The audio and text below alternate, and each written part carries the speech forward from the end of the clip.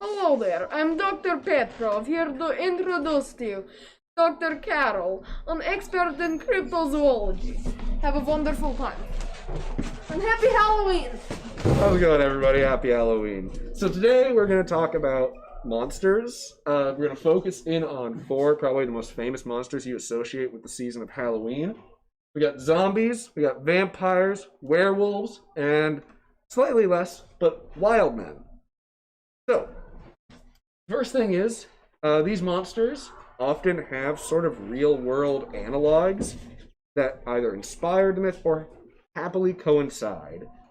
An example of happily coinciding is the cordyceps fungus. It affects ants and literally hijacks the brain of an ant and makes it basically walk around out of its own control. Next, we got vampires. We got vampire bats, mosquitoes, leeches, lamprey. Tons of animals drink blood to survive. Werewolves, animals with rabies can tend to be more aggressive and act very odd. And then just regular wolves. People have always been scared of wolves throughout all of human history, despite them not actually being all that dangerous to you in your, not just day to day, but even if you see a wolf in the wild, they're not that dangerous to you. And then wild men. So wild men would be stuff where we'd mistake actual real-world apes for wild men. Gorillas were originally interpreted as wild men up in the mountains. And then bears. Very often it's likely the Yeti in Nepal is just misidentified sloth bears or Himalayan brown bears. But also, each of these monsters, it kind of is useless to try to phylogenize them like a real creature. It's better to look at them more like basically just loose and just go about how they feel, how they seem to affect the people telling the stories about them. But the first thing is, why did people believe in these monsters and still to this day often believe in some of these monsters? A big thing about humans is we like to tell stories, and oftentimes these stories help us kind of keep rules and stuff going in our society, especially when you're not living in the way we do in modern times. If you lived a couple hundred years ago, keeping social norms and stuff in order, oftentimes having example stories of what happens if you don't follow those conventions is good, and a lot of these monsters fill in those gaps. Zombies in Haitian culture are an example of what happens to a very bad person. Typically, witch doctor is going to come in and make you a zombie. We also have vampires, who are these cartoonish examples of evil in mythologies. What do we got here? Or lamprey, since that was one of your vampire adjacent critters. So that's a lamprey. Let's get that closer to the camera. So you can get the mouth underneath. That's the fun bit. But yeah, so then like werewolves would be something where it's someone who lives outside the social norms and often are pariahs in communities. And then wild men, everywhere on Earth, there's stories of wild men in the forest who range in how human they are, from stuff like the modern conception of like Bigfoot, where it's pretty much an upright ape, versus stuff like the Alma in Russia, which is pretty much just kind of a slightly hairier group of people out in Siberia. But there's also the thing of these monsters we think of today. Well, if you look back in history and folklore, oftentimes the stuff that we drew our influences from for the modern monsters don't really resemble what we have today. If you try to research like werewolves, for instance, you find that there's actually in mythological history and folklore, there really aren't any werewolves before like 1934. Every werewolf-like thing doesn't fit one of the descriptions. Oftentimes werewolves are like, we have a live audience, so what are some things like for weaknesses of werewolves? silver. The silver, and specifically what? A silver bullet. That is from 1934. Any other things with werewolves? Just general traits of them? Full Moon. Lunar cycle pretty much is irrelevant until the movie The Wolfman. It's kind of funny. In ancient Greek mythology, you have king like Lycaon, which is a king who got turned into a wolf. But then you don't really have that many other people. A lot of times it's people shape-shifting into a full wolf whenever they want, through the use of magic items, curses, or other sorts of things. Vampires. Anyone have any like assumptions you make when you hear the word vampire? Don't like daylight. Yep. Can't cross a river. Can't cross. That's one that's been lost. I wish we'd bring it back and more stuff. Anyone else over here have anything when you think of vampires? They have to be invited in. Garlic. This always struck me as a very weird weakness. Any other things? Holy water. Yep. Weakness to holy symbols. Drinking blood. So that's another thing with vampires. We often associate them the most often with drinking blood to survive. And funny enough, not even all mythological vampires across the world drink blood specifically. A lot of them simply absorb basically the life essence of a person away, leaving the blood behind. We're going to move the cauldron. Here's one. Zombies. That's an easy one. That got really popular for a while. What does everyone think of when you think zombies? Slow. Slow? They want to eat rain? Dead. Dead? Drawn to noise?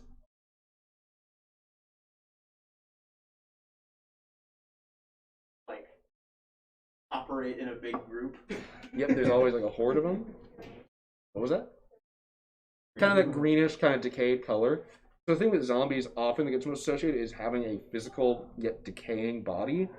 If you really stretch the definition, not even all zombies fit having a physical body, where they border on what we would call a ghost, essentially. Ghouls and the Hawaiian night marchers are great examples of that. Ghouls are not always corporeal, and the night marchers themselves are entirely incorporeal, but separated from ghosts on regional technicality. Let's see, did I miss one? Wild men. What do you think of when you think of like Bigfoot, Sasquatch, wild men? Hairy, that is optional. Tall is also optional. The Ibigogo in Southeast Asia is relatively short at about 3 feet tall. Isolated. Isolated. Very often they are singular beings, but often they are thought of in some cultures as being whole groups of people.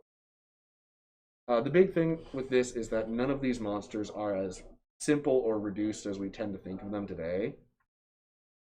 But yeah, so the thing is, they come from all over, and we tend to generalize similar things from across the world and group them together, which is why stuff like we have the lists of a few from each sort of general theme of creature. We got zombies, you have Draugr, ghouls, and night marchers. They're not all that similar when you look at them together, but when you look at them compared to all these other folkloric and mythological monsters, they fit a nice group really easy. Vampires, the Strigoi from Eastern and Northern Europe, is generally kind of a lot of what we think of when we think of vampires. The Aswang from Southeast Asia is really weird.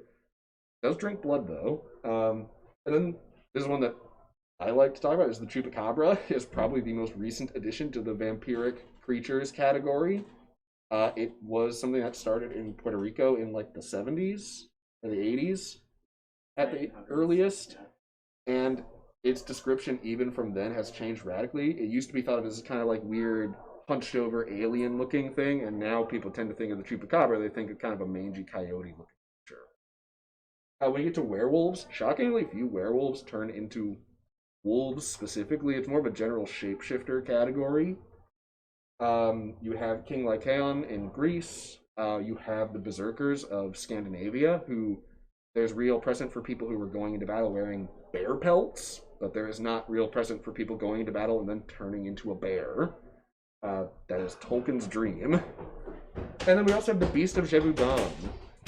A case of real-world hysteria kind of influencing popular culture at the time. In around 17th century France, there was a series of deaths that were attributed to wolves, and people kind of synonymized all these killings with a single creature, and it became known as the Beast of Gévaudan, and took on kind of a mythological life of its own. And in that region, you still hear people talk about it today, and also people tend not to like wolves in that region, particularly of France. You also have for wildmen, the very famous one is the Yeti, the abominable snowman, which in Tibetan philosophy, the Yeti is actually not just a big ape man. They're kind of these wise, sort of hairy dudes who live up in the mountains, and they'll actually kind of hang out and talk with you. They're quite sentient. You have Sasquatch in the Pacific Northwest, and Sasquatch in the Pacific Northwest is actually not, in the traditional cultural sense, a species of ape men. but it's actually typically referring to a sort of shamanistic figure. And then the Ibugogo is probably my favorite of the Wildmen. They're these little, about 3 foot tall dudes in Southeast Asia, islands like Sumatra and Flores. And they're used as an example story of social norms. The reason the local people tell that story is because you don't see them anymore.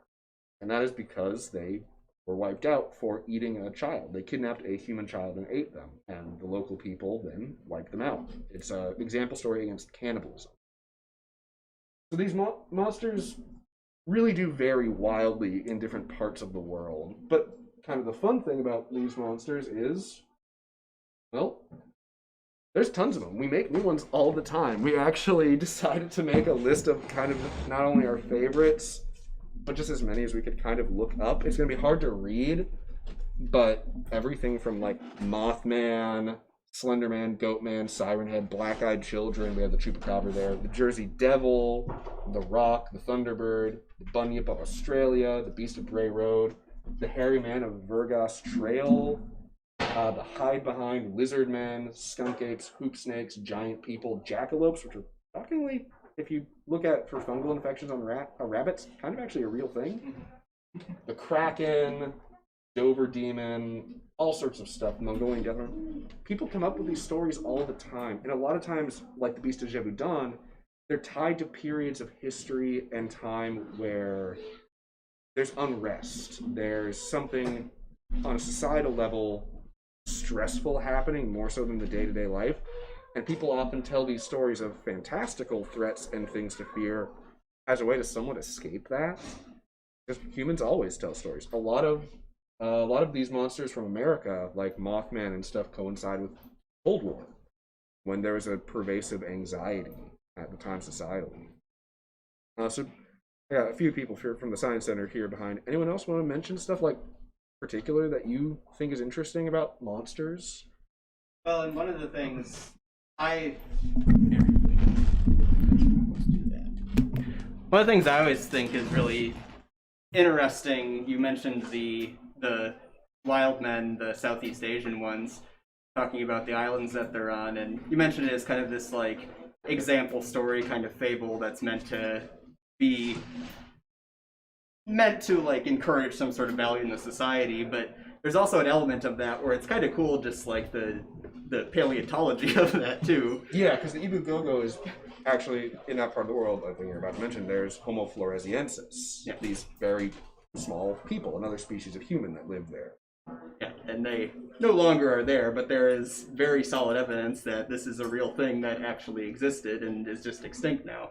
And you see that all over the place, where the inspirations for these things are a lot of the time real world things that people are seeing and finding. So I think that's cool. So earlier you were talking about how it was common to have a lot of these myths start during like times of war or difficult distress. times. Yeah, because of the. It's a method of escapism. Yeah. Yeah. World War I and II were full of stories. World War II has the story of this giant, like mosasaur-looking lizard thing getting blown out of the water when someone bombed a submarine. I think there's also the alleged thing of a German U-boat seeing a shark about the same size as the U-boat they were in. Stuff like that happens all the time, especially during those times, because people are stressed. They need something to take their minds off of the terrible stuff going on. Spencer, you got anything? What's your favorite monster and why? I mean, my favorite, I have always, if I'm talking just like the pure Halloween monsters, I've always been partial to either the werewolves or the wild men. They're always kind of interesting to me. I've always loved animals, so they're the closest to that. But generally, it's just an interesting subject. I went through a huge cryptozoology phase in high school. My friends and I were huge into that. Mostly because, honestly, it was fun. It was something we could like try to scare each other with. That's the other thing. Humans, we love to socialize, and part of socializing is telling stories, like seeing like and scare everyone else the most with their story. Did any of you guys have any like favorite monsters and stuff? Like less scary Loch Ness type thing. Lake monsters are another fun one, and those are super widespread. Like, I think pretty much everywhere on Earth, there's some sort of lake or nearby ocean monster or creature in the water that people be like, oh yeah, we'll see it. Like, I think Champy and Lake Champlain in North America is a really popular one. There was a lake monster in Pokegama when I was a kid, Pokey. They would see him from the Zorbas there every once in a while. So we got yeah. Kraken? Kraken, Spencer, you were talking about the Kraken too earlier. That's a popular one. That is one that I like to talk about as probably Norse sailors just seeing giant or colossal squids, depending on where the squid populations were. Because if you saw like a giant squid from a longship, you'd be kind of scared. It's like, what was that? Our ship's only like 45, 50 feet long. That giant squid are huge. If you saw suddenly like a thing of tentacles come up from the water for a second, yeah, you'd give that thing a cool name and be like, yeah, no, we want to be careful about that. That's one that I actually like because the Kraken is a myth that people wrote off for a long time that it turned out to be true. Kraken does exist. It's just a real animal. It's a little bit less scary than a lot of the stories about it. The other cool stuff with a lot of the ocean stuff is you'll get those fun situations where like something washes up on shore and it's all desiccated and junky looking and bloated. Yeah, it looks huge. like that's a very signature like, ooh, what's this mysterious thing that washed up on shore? And it's like always just like a whale that is like... It's like a whale or a shark that washed up on shore. I mean, much like we were joking about earlier with stuff like Mothman and like when people see like red eyes in the woods and see like a shape coming at them. More often than not, it's very frequently like an owl or something. Owls have red eye shine. And if you're not ready for an owl in the dark, that'll scare you.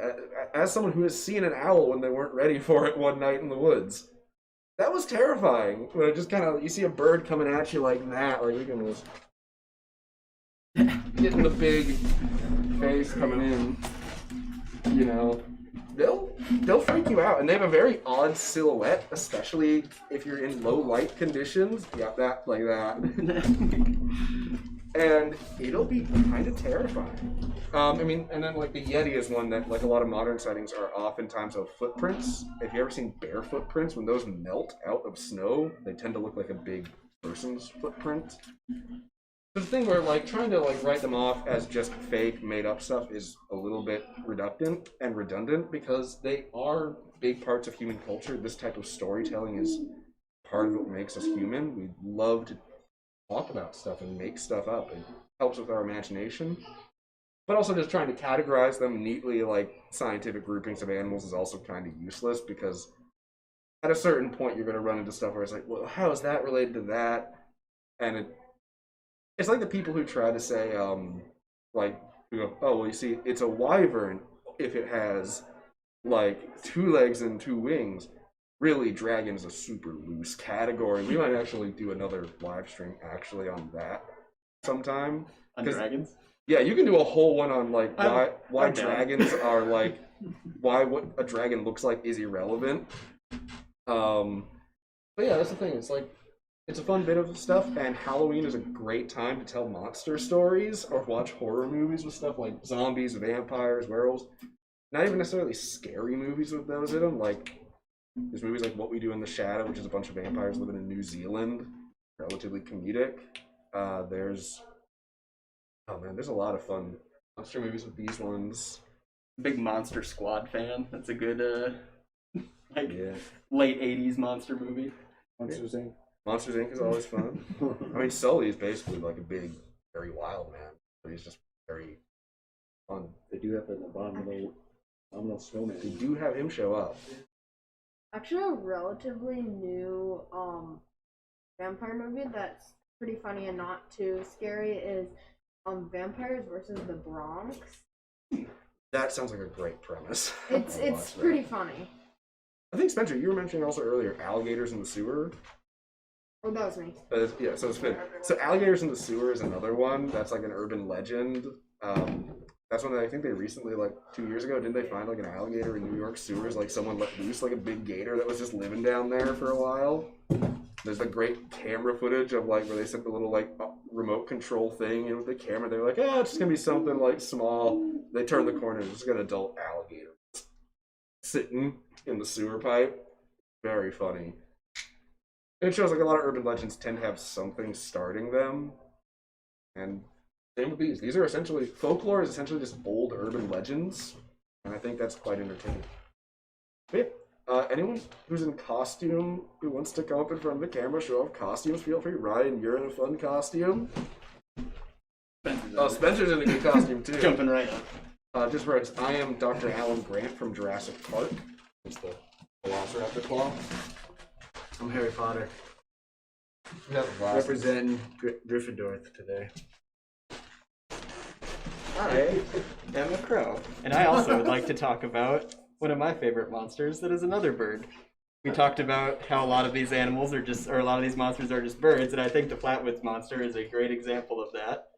So the history on this monster is it was first identified in the 1950s in West Virginia, and I love it because it is so obviously an owl, but there's all this lore that's built around this cat and all these like media appearances since, and like if you've ever seen like an owl doing like defensive posturing, like we have Oswald the owl here, come up by him sometimes and he'll get like way into his defensive posturing every once in a while. And what you'll see is that, I mean, we have a great horned owl here. Look at those nice bright yellow eyes that they have. Sometimes it's depicted with red eyes. You'll see some nice kind of clawy feet there as well. And a lot of the times when these owls want to get into a position to like try and look big and imposing, what they do is they lean forward and then they stick their wings out to the side. I conveniently have wings today, I didn't even think of that. And they lean forward and then they flip their tail up. And so their tail pokes up behind them too. And so you get this very round shape with these big eyes right in the middle of it. And if they decide that they're gonna like jump and swoop at you, like they're coming at you talon first, so you get these. And it's funny because a lot of times you'll hear too like noises associated with them, and it's like make weird noise. owls make a lot of weird noises, and the noises you hear associated with the flatwoods monster are oftentimes things like hissing and clacking and things like that. Which again, if you ever are around Oswald when he's angry, one of his favorite things he does is he clacks his beak at you. He'll do some little hissy noises every once in a while, but it's like something that, again, you're out in the woods at night. The people who actually first encountered this monster were actually just like 3 teenage boys that were just messing around in the woods in West Virginia in the 50s. What was that? They're babysitters. Yeah, and it happened to coincide with a like a meteor impact that happened on that same night, and so you have this like very strange kind of confluence of things where people are like weird and on edge. Middle of the Cold War too, like you were talking about, where it's like it's oftentimes depicted as an alien. Sometimes you'll hear it as kind of this like goofy like Cold War like Soviet monster that's being like released in rural West Virginia for some reason. It's always West Virginia too. Like a lot of these are West Virginia. Yeah, it's a hotbed area, that like western Pennsylvania into West Virginia and like Ohio area. It's a monster heavy area as far as like 1900s monsters. Got the Flatwoods monster, you know, your Jersey Devil is kind of out in that neighborhood too. You got the Dover Demons out there too. Yeah, Mothman obviously is kind of the marquee monster from out in that space. I think you were talking about with Mothman too. Mothman's got a lot of owliness to him too. But I like the Flatwoods monster. He's basically the Mothman, like appearance-wise, but he's a little more underground, you know. I would like to mention that the drawing you made of it is like spot on to every drawing, even the ones for like police sketch artists of this monster. They all turn out looking this quality. Yeah, like, he's got a body a lot of the time, but like nobody ever draws it with like any more detail. It's hilarious. But yeah, my personal favorite. I mean, do you have one? You were talking about, I think, the Beast of Bray Road earlier. Like, that's a fun one. Okay, so a pretty common monster in Wisconsin is actually the Beast of Bray Road, which is most likely just like a large dog or a small coyote that somebody saw wrong and it was like looked like it was standing on its back legs, or chased them, or was somehow grabbed onto a car, but it was most likely just a misconception, and it was just like a wolf or dog. Because also I've heard a lot of times like a black bear walking on two legs too is another thing. Like Wisconsin has like 3 dog, like there's the Wisconsin Dogman, there's the Yeah. Beast of Bray Road, and then there's Also, something. yeah, there's like another one like named Wolfman. Like Yeah. Wisconsin's big on like dog human like Yeah. monsters. They're big for the modern sort of werewolfy stuff. Right. And it's kind of fun how these sort of monsters tend to go by region, like the Mhm. Pacific Northwest, even into the Sierras in California. Tons of Bigfoot stuff. That is like Yeah. home of all the like Bigfoot hunters who are like, I'm gonna find me a Squatch. You've probably heard that exact quote on a show. I love how like so many of it's not like regional, but even like town to town basis, where people will get like, yeah, we're the home of Champy, the Lake Champlain monster. If you go to Yeah. whatever town that is in New Hampshire, that they love Champy there. It's like the whole identity of their town. Mothman is the whole identity of Point Pleasant now. It's true. They have a huge statue of Mothman. Look up Point Pleasant's Mothman statue. It's possibly my favorite cryptid statue because Mothman is incredibly muscular for this. And it's basically just a dude in like this pose with giant wings and is like muscle like an old Renaissance statue. It's so funny. Yeah, anyone in the comments? Anybody else? Anyone want to talk about their monster? You don't have to come before the camera or anything. Onyx.